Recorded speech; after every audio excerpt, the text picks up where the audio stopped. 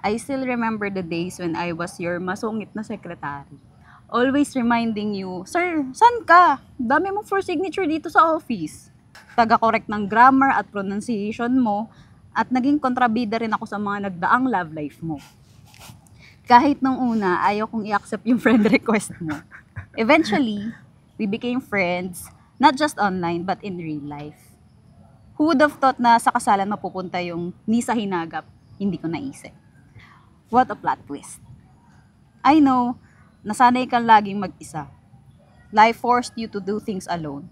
And while I admire your bravery to live alone, starting today, I promise, hindi ka na mag-isa. I promise to be the biggest. I promise to be with you in the biggest and littlest happenings of your life.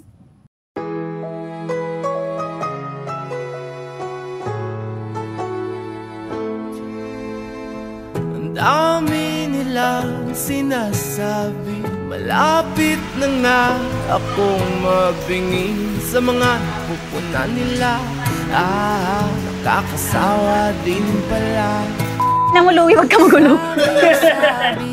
Sabay sigaw natin. Kanina ka pa, mentor. Kaya siya ganyan, sa una lang daw tayo masaya. 31 ako, siya 40. Supervisor ka siya. Ano yun, what's wrong with Secretary Kim? Ganon na ganon. Tawanan na lang natin, kahit na anong sabihin ng iba. Pangako ko sa'yo na walang mag-iba.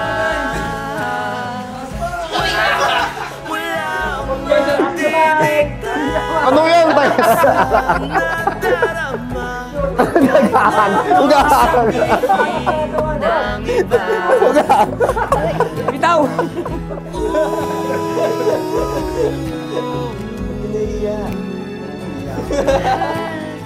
Ang pangit!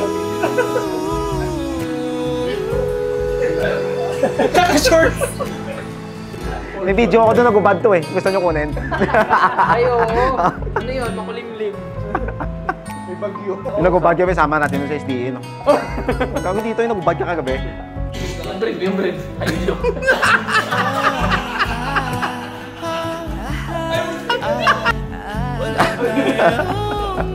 Gagawa, tawanan na lang natin, kahit na anong sabihin ng iba. Kasi tutusok sa'yo lahat mamaya. Pangako na walang mag-iba. Walang magdidikta sa nadarama, kahit na anong sabihin ng iba. Ano kami? 5 years. Pero 2 years pa lang kami, naging kami. Kaibigan kami ng more than 5 years. Kasama kami sa work, sa hospital. Pero sinong first mo? Siya. Anong alam nila? Ingit lang sila sa atin, kahit na anong sabihin ng iba. Pangako ko sa'yo na walang mag-iba. Walang magdidikta sa nadarama, kahit na anong sabihin ng iba. Mahal kita. Pag nung nabook namin sa St. Teres, yun yung hinanap namin mga malalapit na. Nag-book kami, tapos nung umuwi dito sila nanay ng medyo mas maaga-aga. Sabi ko, Nay, gusto mo makita yung St. Teres. Si AJ, fun fact, sakristan po yan nung bata. At nagseminaryo rin siya. Tsaka nagko-choir yan, pianista yan eh, sa choir. Yes, talented yan. Maano ang ear niyan sa music. Pero hindi ako papatalo. Mas magaling pa rin akong kumanta sa kanya. Araw-araw na nakangiti at ilang beses na rin tayong humihingi. Uy, baka madapa ako. Wala man lang wow. Ba yan? Kailangan pa. Pakibalik. Yan. Wow! Ang pa-plastic! Jen, B, sa harap ng Diyos, ng ating pamilya at mga kaibigan, simula sa araw na ito, magiging gabay tayo sa isa't isa. Walang hahadlang o magpapagitna sa atin, kundi ang Panginoon lamang. Ipinapangako kong magiging mabuti akong asawa na may pagmamalaki mo at magiging mabuting ama sa mga anak natin, gaya ng pagiging ama sa akin ng tatay ko. Pipiliin kong maging sa'yo, ulit-ulitin man. Nais kong malaman mong iyo ako. I promise to eat and savor all your home-cooked meals for me. Isa talaga sa pinagdasal ko sa kay Lord na yung mapapangasawa ko sana marunong magluto kasi hindi ako marunong. Tinupad naman niya, hindi lang marunong, magaling pa. I promise, hihilutin ko yung ulo mo at kakamutin yung likod mo pag naglalambing ka. I promise to celebrate life with you. And I will always be your number one fan. Kahit hindi pa natutupad yung pangarap mong maging stand-up comedian. Kasi let's be real, habay-nabay naman yung mga jokes mo sa akin. Eto tayo sa huli, palagi babalik pa rin sa yakap mo hanggang sa huli, palagi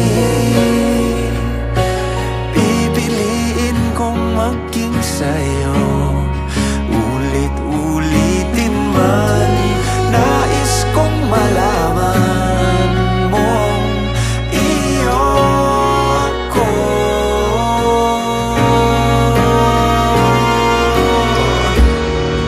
Sa pagdating ng ating pilak at ginto, diamante may abutin, ikaw pa rin aking bituin at tatangi kong dalangin hanggang sa huling siglo.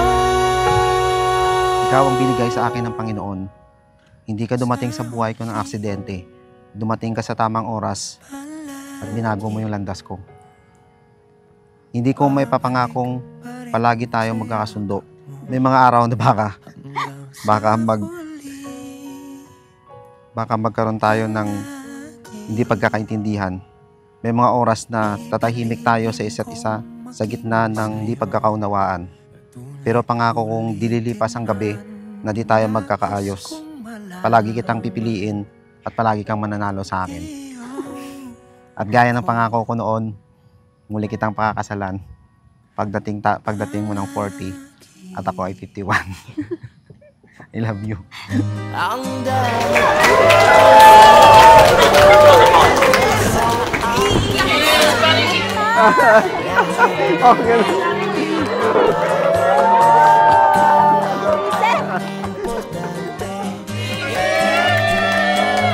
Our newly wedded couple, Mr. and Mrs. AJ and Jennifer Sonsa.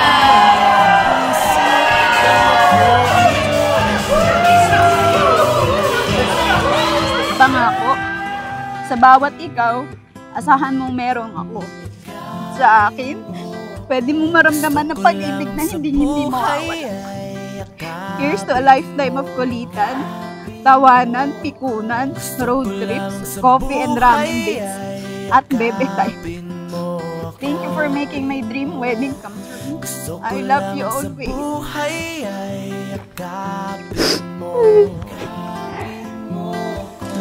Hindi naman ako milyonaryo, basta araw-araw yakap mo ko.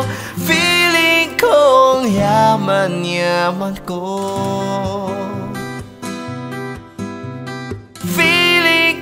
ang yaman-yaman ko. Oh, oh, oh.